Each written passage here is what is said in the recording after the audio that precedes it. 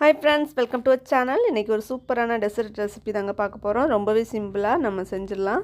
அதுக்கு நான் இங்க வந்து half piece dragon fruit எடுத்துக்கிறேன். நல்லா கிரைண்ட் பண்ணி நம்ம தனியா வச்சுக்கலாம். கூடவே ஒரு கைப்பிடி அளவு தேங்காய் துருவல், கூடவே 3 டேபிள்ஸ்பூன் சுகர் சேர்த்து நல்லா பவுடர் பண்ணி எடுத்துக்கணும். இப்போ ஒரு பாக்கெட் பிஸ்கட் எடுத்துக்கிறேன். அதையுமே நல்லா பவுடர் பண்ணி எடுத்துக்கலாம். இப்போ ரெடி பண்ணி வச்சிருக்கிற எல்லாத்தையுமே நம்ம செட் பண்ணிக்கலாம். அதுக்கு நான் இங்க ஒரு ஏர் டைட் பாக்ஸ் எடுத்துக்கிறேன்.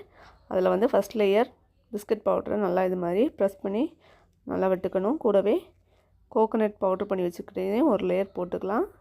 அதுக்கப்புறமா நம்ம எடுத்து வச்சுக்கிற ட்ராகன் ஃப்ரூட் பேஸ்ட்டையும் சேர்த்து நல்லா இது மாதிரி ஸ்ப்ரெட் பண்ணி விட்டுக்கணும்.